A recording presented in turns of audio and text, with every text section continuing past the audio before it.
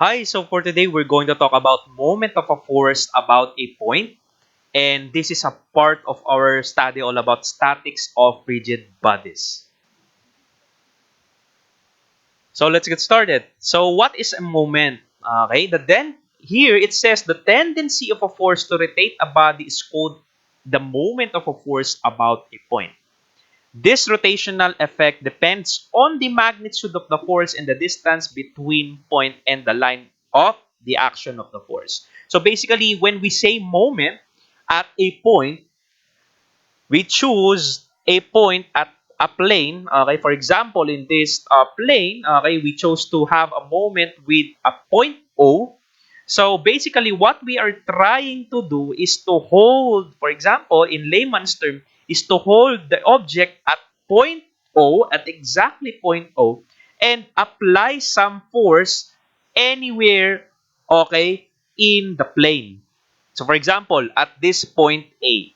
So, because of this force applied at point A, which is a vector r, okay, distance from point O to point A, because of this force, the body, okay, tends to rotate because of the force. And that is basically a moment. So, when we say moment about A, we hold the A while we apply force, okay, on the plane. Okay, so the moment of the force F about point O, called the moment center, is defined as cross product. Basically, this R is actually the vector from point O to point A. That is a vector. That's why it's in bold. And then cross product by the vector force. Okay, basically, that is the definition of a moment. The cross product of vector R, okay, and vector F. Okay, so that's basically the basic concept of a moment. So, okay, from the properties of the cross product, we know that when we have two vectors, for example, vector A and B, when we get the cross product of vector A and vector B, it will yield to another vector. For example, we call vector C. In this vector C class is actually perpendicular to both vector A and vector B. That's the rule when we have a cross product. So when we cross two vectors, again, the resulting vector will be perpendicular both to the vector A and vector B. So by definition, okay, we can also compute the scalar computation of the magnitude of the moments. So we have moment equals the magnitude of this vector. Okay, get the magnitude of the, and we can see that this is basically the definition also of the cross product. That is basically AB sine theta. The magnitude of the cross product of two vectors is basically equal to the RF, okay, AB sine theta. Okay, recall from your vector analysis. So since we have the parameters R and F here, this would be RF sine theta, where theta is basically the angle between the vector R and vector F. And from this figure, as we can see here, we have from point O, we have a perpendicular distance with respect to this magnitude of the moment, okay, D, and then we have this triangle formed. By basically by analyzing this triangle, we can simplify that that distance D is equal to r sine theta. So this r sine theta, we can substitute, okay, simply the D. So our formula now reduces to the magnitude of the moment reduces to F times D. Okay, where D is actually the perpendicular distance from the moment to the center to the line of action of the force. Okay, so basically this D is the perpendicular distance from the moment, okay, center to the line of the action of force. So basically that D is always a perpendicular distance. Okay? So the Varignon's theorem, this is an important theorem. It says that the moment of a force about a point, so for example, at this point O, is equal to the sum of the moments of its components, okay, about that point. So basically, that is a summation of moments. Okay, so when we have three forces, we have to get the resultant of the three forces, okay, to get the moment, summation of moment at point O. So basically, when we have three forces acting on that point and we perform moment at the point O, so we get this formula wherein we have to cross product R F sub 1 plus R F sub 2 summation basically. But this force F sub 1, F sub 2, F sub 3 can be simplified by vector sum. Okay? So this F sub 1 plus F sub 2 plus F sub 3, we can get the resultant force and therefore, okay, perform cross product. Okay? That is basically what Varignon's theorem is trying to say. Okay? So we can simplify first the forces acting on that point and then get the moment, okay, by the definition of moment of the cross product. So the vector method, okay, so basically this is a review of the formula of the vector method of the cross product. Okay, so if we have a moment equals vector R cross product by F. So basically, we have this formula or we have this equation. So we have ijk for the vectors. We have x, y, z because of the distance of the plane. We have the values of f, x, f, y, f, z, the components. So basically, here will be the summarized formula. So do we need to memorize this? No, just be familiarized with this because this formula is also derived only on this. Okay? So if you are not familiar where this formula came from, it is basically the cross product only, cross product formula. So to derive this, for example, we have the ijk here because cross product results into a cross or a vector also. Okay? Remember that when we do a cross product, the answer should be a vector in terms of also ijk. Okay, so how do we get this formula? It's very simple. If we wish to get the I component of our vector moment, so we have to at least cover this with our fingers or with our hands. And what is the remaining? Here's the remaining j and k. And then we're going to get somehow the determinant, okay, by the diagonal. So we have y multiplied by f sub a, that is that, minus the product of the other diagonal, okay, this one. So minus z fy, and that is our I hat, okay. So we have a sign convention. For I hat, we have a positive here. For j hat, we have a negative here. Why did this become a plus? Because the negative here is already distributed to this term. Okay? So basically, when we try to get j hat, cover this with our finger, get the determinant, we have x, okay, quantity x multiplied by f sub z, okay, minus, we have z times f sub x, okay. So, why this became positive and this negative? Again, we already distribute the negative here. Okay, so that this x, f sub say, the first diagonal that should have been positive became negative because of the negative here. Okay, and this z multiplied by f sub x should be negative because this is the other diagonal. It became positive because of the minus sign here. So this is the simplified. Okay. So now, how about decay? So cover this with our fingers. So we have quantity x times f sub y minus, notice that it became a plus. So we have plus minus plus. That's the original formula. Okay. So plus minus plus. So here we are. Okay. X times f sub y. Then minus the product of the other diagonal minus. Okay. That would be minus y times f of x in k direction. So that's it. That's the review of our discussion all about the cross product. Okay, so let's get started with some problems. Okay, so let's have a problem number 1. So determine the moment of a force about point C. Okay, at this point C, the perpendicular distance between C and the line of action F, which is the force. So as you can see here, we are in the XYZ coordinates here. So what are we going to do is determine first the force F about point C. So we will have a moment at this point, okay? Just like what the problem says. At this point, okay, we will be having our moment. Okay, at this point.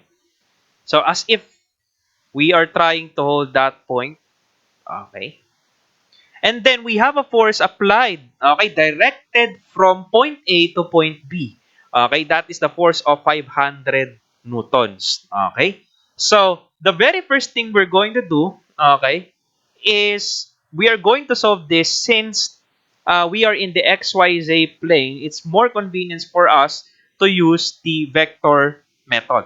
Okay, so what I'm going to do is to express the force, vector force, okay, of 500 newtons, okay, into vector because this 500 newtons is a scalar. So we need to express that in vector. So how do we need to express that? So as you can see, how do we express that? From point A to point B, the force is directed. So I can get the unit vector, okay, AB, okay, all over its magnitude, okay, to get the direction for my force. Okay, so how do we get that? So based from our given, we have 2 meters here, we have 3 meters along Z, then we have 4 meters along Y.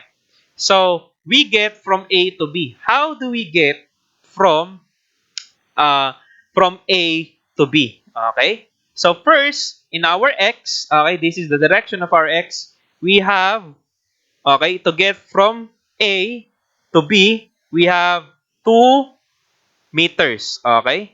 So, it's positive because it is going on this direction. From here to here, we have 2I. Okay? So, 2 units. Okay? And then, we go for how about the Y direction? For the Y direction, from here to here, we have 4 meters, but take note, we did it to the left, okay? So, to the left of y, that becomes minus 4j, okay? So, 4j, that becomes 4j because we are going to the left, okay? So, we are now here, and then, in order to get to the B, we have 3 meters up, so that we have the vector 3k all over the magnitude of this, okay? The magnitude is 2 squared plus negative 4 squared. Okay, let me just rewrite. So, that must be 2 squared plus negative 4 squared plus 3 squared. Okay? So that is the magnitude. Okay? If we are going to recall. So now, if we solve this, class, so this would be 500 all over 2i minus 4j plus 3k all over, we have 5.385. So to get the ijk form of our force, we need to have 500 times 2, okay, divided by 5.385. That's the component for our I. And 500 times negative 4 divided by 5.385, that's the component for our J. And 500 times 3, okay, all over 5.385, that's the component for our K. So if we do that, we have 185.7 I. Okay.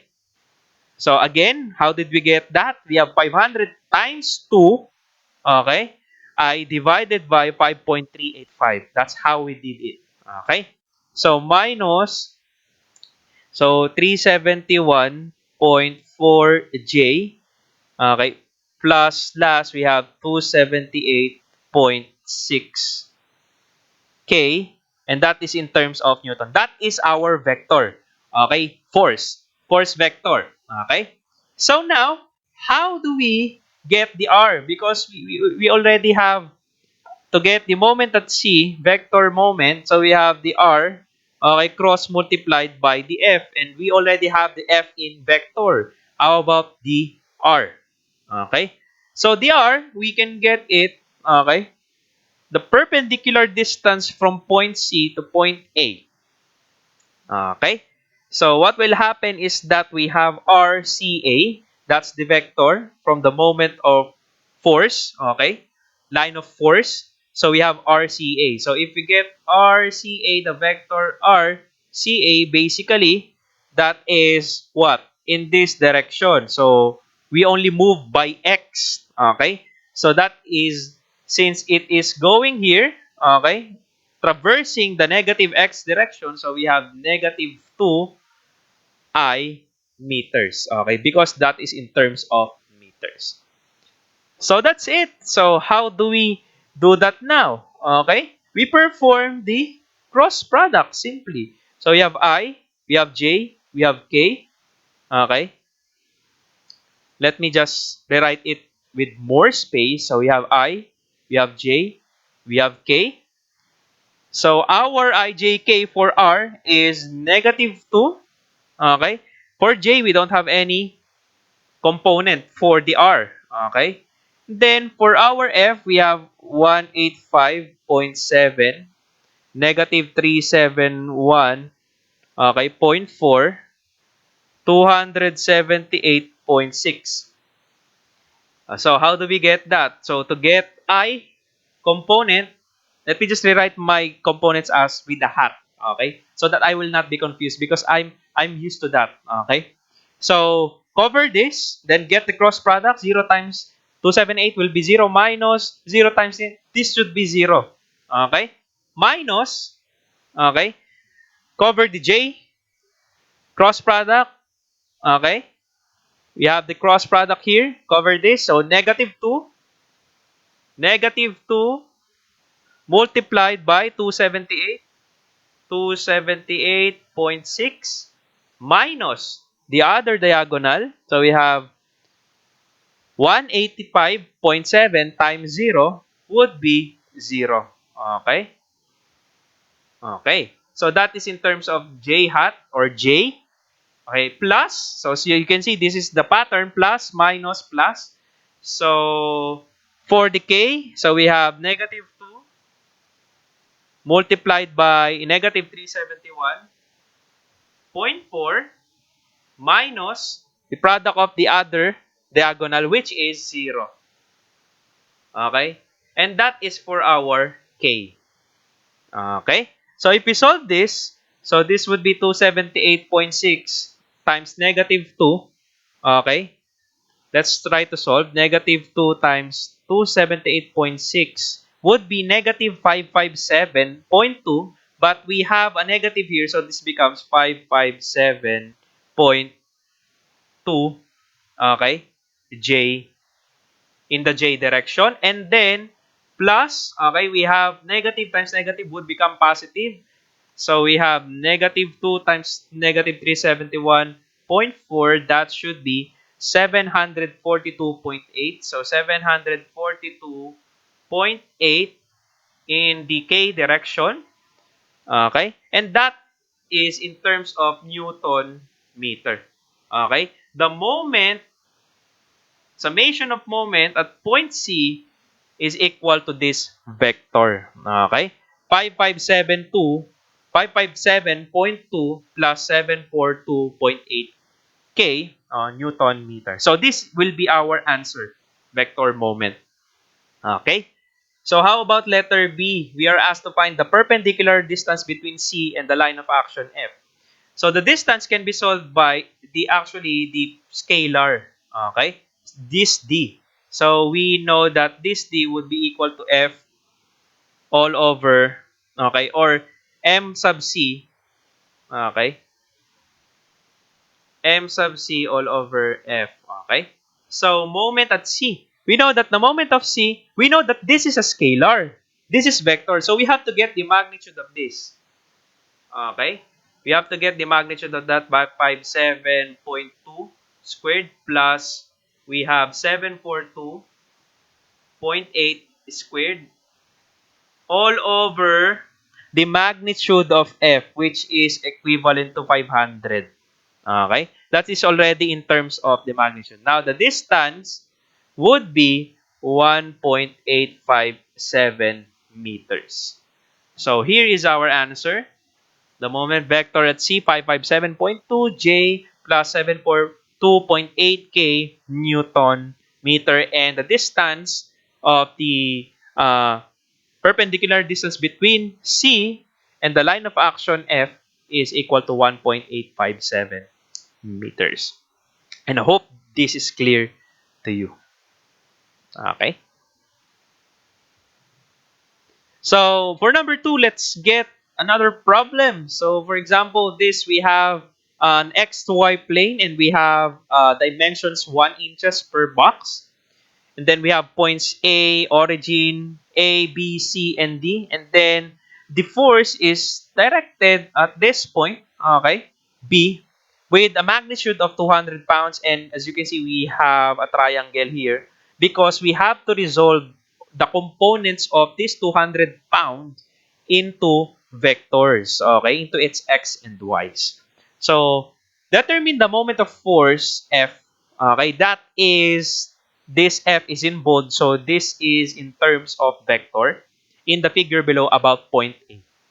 So about point A, we're going to make a moment here about point A. Okay?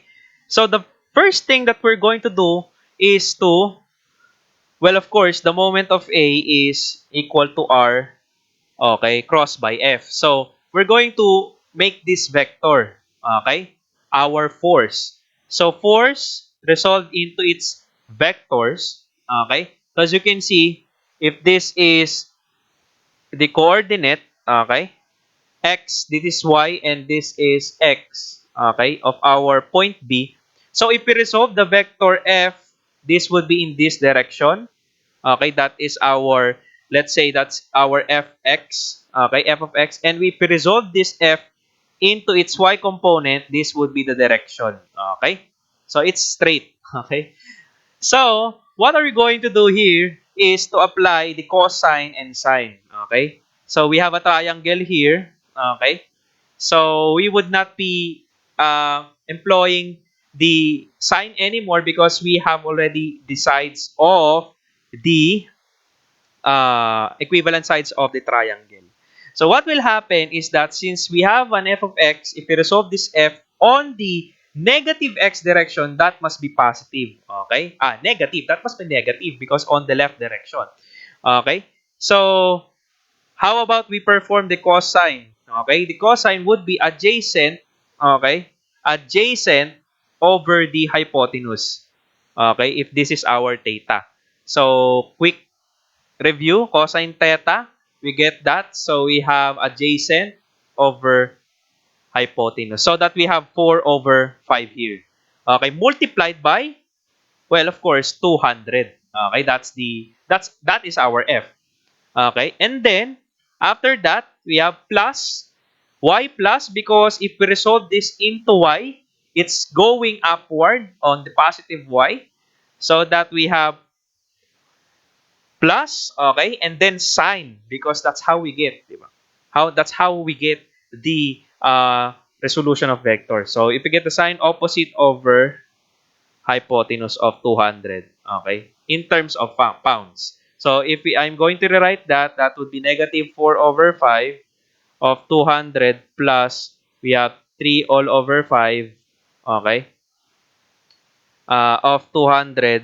So this is in terms of J, and this is in terms of I. We forgot the vector. Okay?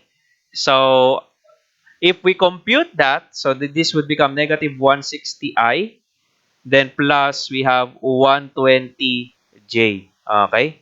I would try to write it with a hat because that's what I'm comfortable with. Okay? So pounds. Okay? So we have already resolved the F in terms of pounds. Okay? Terms of pounds. So how about the R? Okay? So we wish to calculate, okay, the distance, okay, vector distance from R to B. How do we do that? So let's say we have RAB from A to B. So from point A, I have to go here on point O. So I have one box is 1 inch. So 1, 2, 3, 4. 4 units Okay, to the left, that is negative 4i. Okay? Plus, I'm here right now, to point B, 1, 2, 3, 4, 5, 6 units. Okay? Plus, because it's upward on the j direction. Okay? That is in terms of inches. Okay, so now we are done. Again, we can perform the summation of moments at point A, m sub A. Okay? Or have our moment at m sub A. So we have I, we have J, and we have K. And for the R, we have negative 4, we have 6, and we have 0. For F, we have negative 160, we have 120, and we have 0. So, again, we have the quantity for I, that's 6 times 0, 0 minus 120 times 0, that's 0I. Okay, minus for the J, we have negative 4 times 0, negative 1 minus, that is negative 4 times 0, that's 0, minus negative 160 times 0, that is 0. So we have still 0 in terms of J. And then finally, plus, we have for K, we cover this. So negative 4 times 120, okay, minus, we have negative 4 times 130, then the other diagonal, 6 times negative 160, okay, and that is for our k direction, okay, the direction of k. So if we simplify this, so we will be getting 480 k pound, okay, inch. Okay, that is the unit of our uh, moment, pound inch. Okay? So, that's it. That's how we actually do it. Okay? So, the other one is the scalar method. How do we do scalar method? So, for that, we have to consider, okay, to set the sense of the moment, whether it would be positive or negative in what direction. So, for this example, we are going to set, and following the book, okay, we have to set that the counterclockwise is positive, the sense of our moment. And of course, if it's counterclockwise, then the clockwise will be negative. So, counterclockwise positive moment at A. Okay? So we will be using magnitude values only here. Scalar values only. So, as you can see here, from moment A, okay, this force, we have resolved it a while ago. This is Fy, okay, and this is Fx. Okay? And from point A to point B, we also have the distance in terms of x and the distance in terms of y. Let's call this the distance in terms of x. We have perpendicular distance, okay? So, from each the forces, we have d1, and I have also here d2. This distance. Okay, perpendicular distance. So I have to consider two perpendicular distance because I also have two forces, F sub x, F sub y components. Okay, since I am in the xy, and this force is actually not purely in the x and not purely in the y. We already have resolved it into x and y. So I have to consider that two forces and these two perpendicular distance. So again, let's try. So for D1, okay, what force should we choose? Since D1 is in x direction, okay, I have to choose a force that is perpendicular to my distance 1. That is the Fy. Okay? So that is the Fy. Now, what is the sign of the Fy? Because we all know that we have to consider the moment, okay, because of f, y, and d1, and because of fx and d sub 2. So, I have to consider that. How do we know the sign?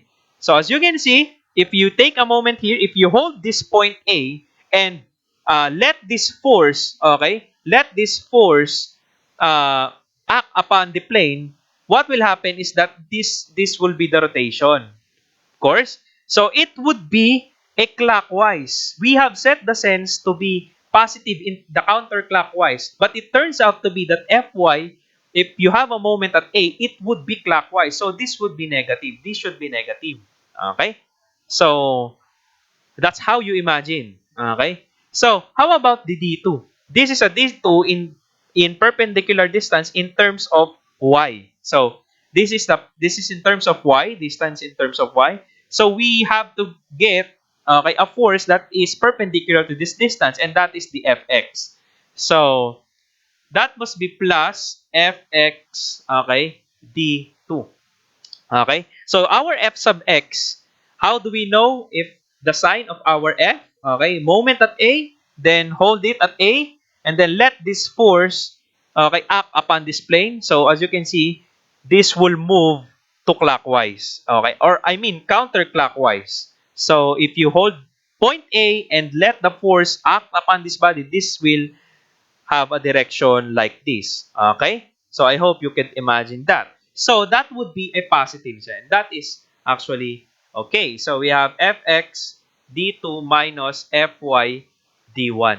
Okay, so we have to get the magnitude only of fx, that is 160 pounds, not including the sign because we care about the magnitude here. Okay, and the d2, what is the d2? That is 6 inch. Okay? That is 6 inch minus the fx, fy, that is 120 pounds. And then we have d sub 1, that is 4 inch. Okay? So if we solve this, our moment at A, okay, that will be, again, 480 pound inch. Okay? So this is our scalar. Okay? Scalar moment. Okay? So how about if we are to express this into vector? Okay? That is still 480 k hat, okay, pound inch. Okay? Since again uh we are already in the xy, okay? Our moment only performs in the xy. The moment, by definition of our cross product, will be on the different direction. Okay? That would be on the k. Okay? Or on the z axis. Okay? So that's how we solve in terms of the both vector and scalar.